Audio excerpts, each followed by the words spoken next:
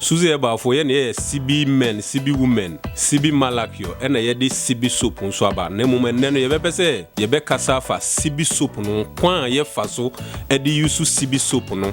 Sibi soap, ye di pedicure, any manicure. Pedicure ye brea, wa apply Sibi soap, ewa unase enu 19. Ena afen so se, o de ye unsem, ne no so horona rera, no ne manicure. Kwa ye faso edi yusu Sibi soap nankasangasa na meba abechire no. Okoto Sibi soap no bia oba udi nsuo di kan fa unsem na fede weti soap no bia obema na dos wonsem unsa tinka ho. Odi be fa unsa yam ni nyina na unsa ntam ni nyina.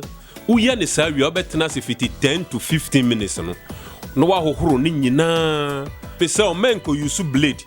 Because blade ha one hwe na akwakotwa unti use small knife and now say scissors. So buy scissors no mumienu se ya na odi awrawra unsem fini nyina.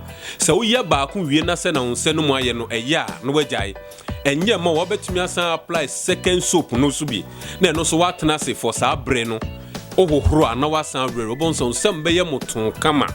Se bia o19 ana se opese odi Sibi soap no eye pedicure ewo na ase a ubedi kan di nsu afa o 19 no na ase no na wetin Sibi soap no bi na odi asra o 19 no na ase ni nyina se odi sra o 19 no na ase ni nyina wie na opese odi si nsu mu a kwan wo ho nemu ubetwen be 55 to 10 minutes time ansana odi esi nsu mu ne enti sa ne se odi sra o 19 no sisi a na odi si nsu mu eba horo ni nyina edubre na orewura obon se enye adwuma bi amfa ma wo.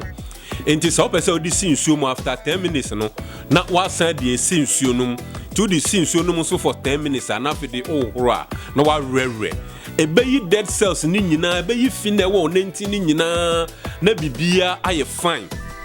Sibi Herbal Soap we say it works like magic.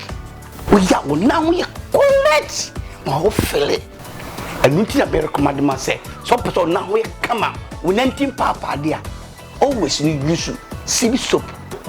Wow. Abba. Nia to subium ebia o 19 no aye dedendenti na wo ye. Bra wo de asra wie na wa twen ahohoro a rere ni nyina awie no. Na fe de weti soap no kakra e de ato traba no so na wo de atwi o 19 no. Ebia wo ni scriber bia wo ho, onni abuo bia wo ho no mo a. Wo betimi ati soap no kakra de ato rough cement ana abuo bia so ye rough so.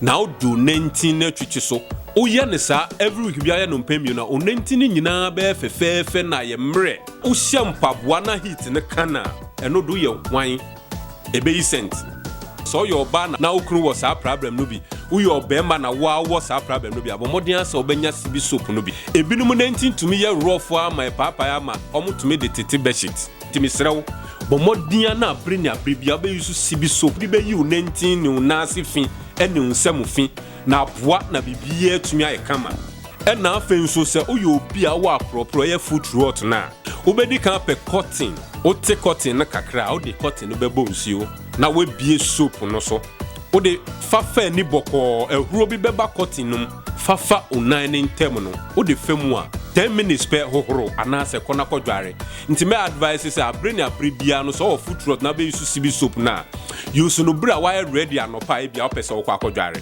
uye no anopa ne anwumre a o foot rot ni nyina ebeko eyemmoa wa na ewom e no mu didi unan ni ntem no apropro no enye ye nantem kwan na ye o apropro to me ye nsa ntem nyina ye won krofu bi wo Ghana ha adwuma omo ye enu nti abrebia na ni nsa da nsuo mu ntino omutumi nya nsa ntem apropro ne bi sa wo so wo sa ha wo ne bia mesrew unya cotton eni Sibi soap no bia ti cotton ne kakra fa bo nsuo sa wo de bo nsuo no wie a fafa soap ne ni boko ro na beba cotton no no fafa nsa ne ntem no mame eno so 10 minutes no wa hohoro uta ye na nopa eni anwumre bia so ha ni nyina no ebe feel so na wa de ho na bibia tumi aye fine ye the herbs ena ye Sibi Herbal Soap mo na use Sibi soap no na ema o 19 no eye mre fine any side effect bia Me Akrobato aka who knows tomorrow me catch will say Sibi Herbal Soap no